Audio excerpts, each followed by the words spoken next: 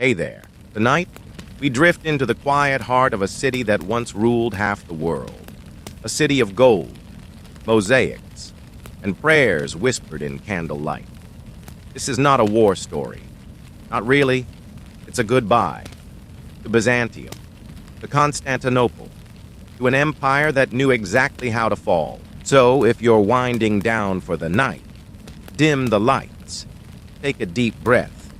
And before we begin, if you enjoy stories like these, soft, thoughtful journeys through the past, feel free to subscribe to the channel, Historian Sleep, and gently tap that like button so the algorithm doesn't fall asleep too.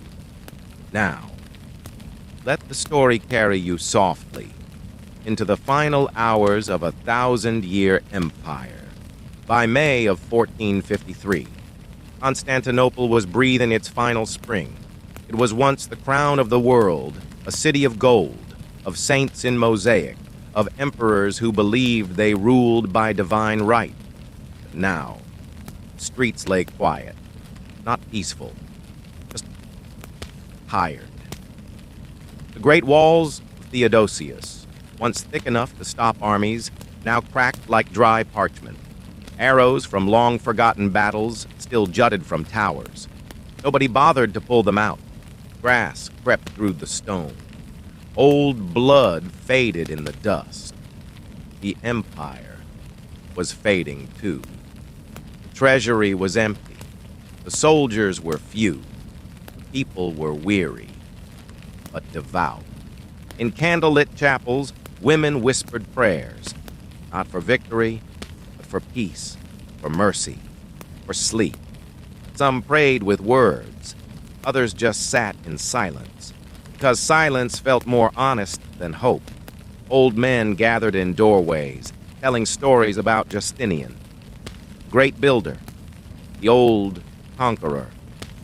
They spoke of wars, of borders that once stretched across continents, but their voices were soft, like they were remembering someone long dead.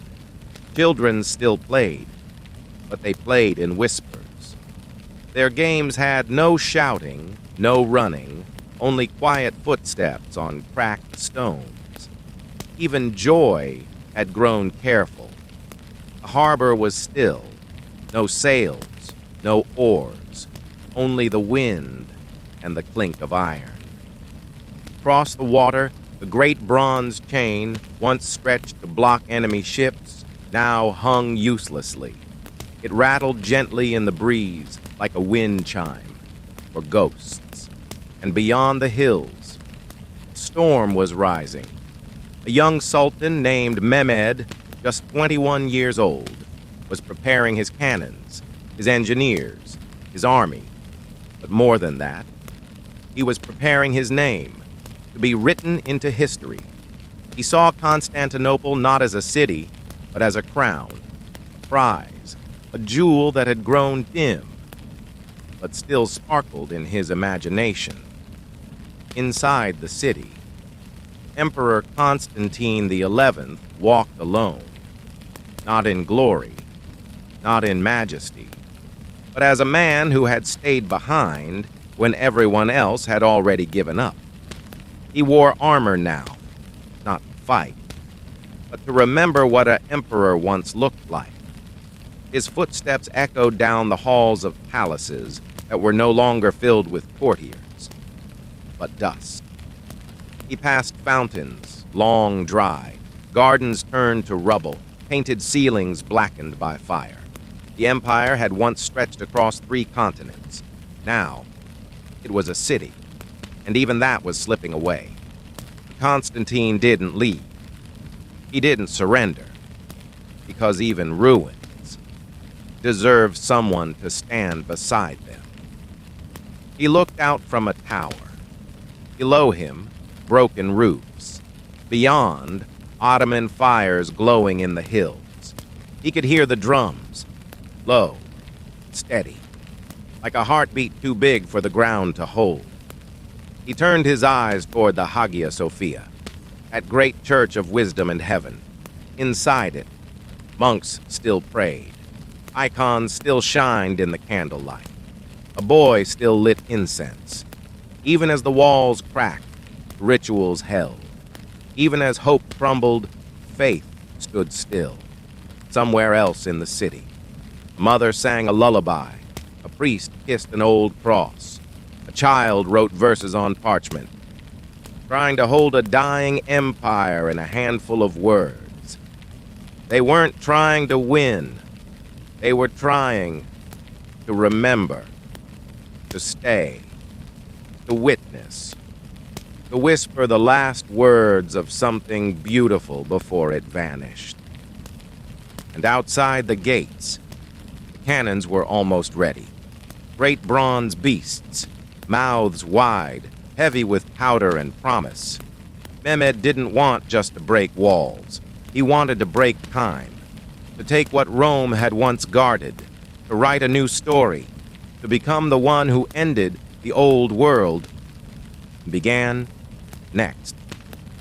But inside the city, candles still flickered, chants still echoed, people still held on, not because they thought they'd survive, but because something sacred deserved to be held, even as it slipped away.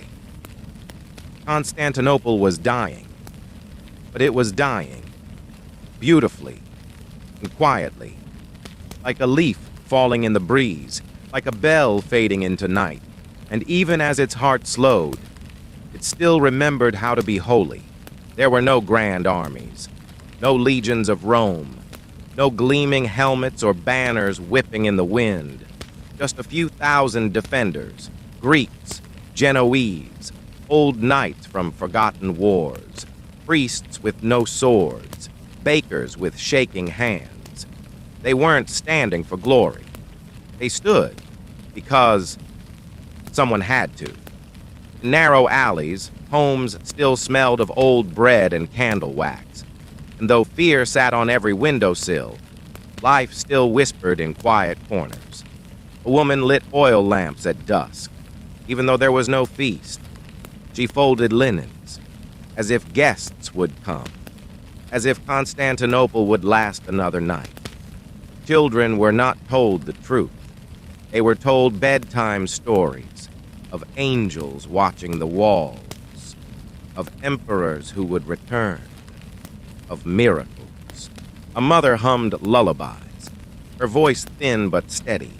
She sang not to comfort her child, but herself, because silence was worse. In the church of Hagia Sophia, the priest carried an icon to the altar, not to protect it, but to let it see the end. Its paint was chipped, its frame dented. But still. The Virgin stared calmly through the gloom. She had seen sieges before, but this one felt different. This wasn't just an attack on stone and mortar. It was the burial of memory. Somewhere in the city, a widow pressed her face to a shutter. She remembered the same view, 50 years ago. Horses in the square, trumpets, a wedding procession with gold robes and laughter. Now, only silence. Only smoke on the wind. And still, some men carved arrows. Some sharpened rusted swords. Some fixed torn boots with twine and wax. Not because they thought they'd win, but because pride doesn't always leave when the armies do. In a small schoolroom, a boy dipped a feather into ink. He copied verses from an old book, psalms, prayers, poems. The teacher had long fled. The roof leaked. But the boy kept writing. He thought, maybe someday someone will read this and remember that, even at the end. Byzantium still believed in words. At dusk, the shadows moved differently, not longer, just heavier. A baker baked his last batch of bread. He didn't know if anyone would buy it, but the scent of warm crust made the street feel like a memory, something real. Before the cannons came again, outside the city, Mehmed's camp glowed like a sea of red coals.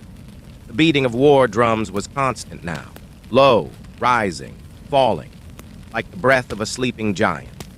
Inside, no one slept. Some wept, some held hands, some just stared at the ceiling, waiting for a sound that hadn't come yet. The last crack of the walls. There were no speeches, no kings on balconies, only quiet resolve, like candlelight refusing to flicker. One night, an old monk stood in the garden. He whispered the names of emperors, Theodosius, Basil, Alexios, and then Constantine. He didn't ask for salvation. He simply said, "Let the city fall gently," and the wind moved through the cypress trees, as if it understood. In a stone chamber near the palace, two brothers prayed facing opposite walls. They had once fought over inheritance. Now they asked the same God to give them the courage not to run. Forgiveness comes easily when time is short, and time was running out. Even animals felt it. Dogs stopped barking. Birds didn't sing, some say. Pigeons flew in circles, confused by the silence. In the last days, there were no arguments about doctrine, no fight between East and West, Orthodox and Catholic, Greek and Latin.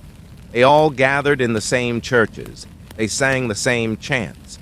They wept the same tears. Division is a luxury of empires. But in ruins, we remember how to be one. And still, within those walls, candles stayed lit. Monks still whispered liturgy. Fishermen still cast nets, even if no one came to buy. Children still played with wooden toys, though their parents wept behind doors. Because Constantinople, even in its final breath, refused to forget how to be beautiful. When the gates of Constantinople finally broke, there was no thunder, only footsteps, the kind that echoed too softly to be war, and too slowly to be celebration. Mehmed did not enter the city as a roaring victor. He walked like a boy, standing on the ashes of his favorite story. He was just 21, yet his eyes looked centuries old. Behind him, his soldiers fanned out. Some looted, some stood in awe. But Mehmed walked toward the Hagia Sophia, not as a conqueror, but as a pilgrim. Inside the great church, the light still slanted through colored glass. The incense from the final mass still lingered in the air. Dust floated like memory, catching the sun like fallen prayers. And beneath that mighty dome, he whispered, not to Jesus, not to his generals, but to the ghosts, the emperors long gone, to the city's heartbeat still echoing in the marble, to history, as if he were asking it for permission. He did not cheer. He did not raise a banner. He simply said, "Silence." And outside, the city obeyed. In the hills, a monk wrote down what he saw, not in ink, but in trembling scratches on wax. A woman gathered shattered icons and wrapped them in linen, not to worship, but to remember. In a ruined chapel, a child lit a single candle, watched it flicker, and whispered, "Are we still here?" The sun that rose over Byzantium the next morning shone on a city that no longer knew its name. Streets once golden were now covered in dust, not the dust of neglect, but the dust of finality. Homes burned, statues fell, but still. Some doors were quietly opened. Some windows still had flowers, their petals wilted, but not gone. An old man sat beneath a broken archway and sang a hymn he had learned as a boy. His voice cracked, but he sang. He sang, because silence would have meant the empire had truly died. Mehmed ordered the church preserved, not torn down, not remade, He knew what he had taken was too sacred for fire and too old for vengeance. He said, "Let it stand. Let the world remember what it once was, before they learn what it will become." Elsewhere, in the underground cisterns, a young girl carved something into the stone with a hairpin. No one saw it. No one will likely ever read it. But she wrote it anyway. "We were here. We believed in beauty." The fall of Constantinople was not just the fall of a city. It was the fall of an idea. That glory could last. That marble could remember. That heaven could be built with human hands. But maybe memory is stronger than stone. Maybe beauty is stubborn. Even now, in distant places, churches still ring bells that once echoed in Byzantium. A certain mosaic pattern, a chant in a forgotten key, a child's name whispered in an old dialect. These are the ghosts that outlived the empire. Mehmed walked the empty palace halls later that day, his boots making no sound on the mosaic floors. He stood by a cracked window and looked out at the sea. No flags, no fleets, just water and time. A servant asked, "What shall we do with the throne?" And Mehmed simply said, "Dust it." In the end, no empire truly dies. Not when it has been loved, sung to, prayed for. Not when its people wrote poems in its name or built domes to reflect heaven. No, empires don't end. They drift, like incense in the air, like chants in the night, like dust in the light of a broken window. And so, the memory of Byzantium did not fall. It settled, quietly, into the soul of the world. And now, as the last light fades and the story drifts into silence, we remember Constantinople, not as a ruin, but as a place where beauty refused to vanish, a city that stood with grace even when the world forgot it. It didn't fall loudly. It simply faded, like a candle at the end of night. And maybe that's how some dreams end, quietly, but never truly gone. If this story brought you peace tonight, or helped you see history a little differently, then, dear friends, I have a small request. Most people watch only the big YouTubers, but hardly anyone supports small creators like us. That's why the algorithm doesn't push our videos forward. But if you believe this channel deserves to grow, and you want more poetic, sleepy stories like this, then please give this video a like and subscribe with notifications set to all. It helps more than you know. Thank you for being here tonight. I'll see you in the next story. Until then, take care, rest well, and good night. Twilight.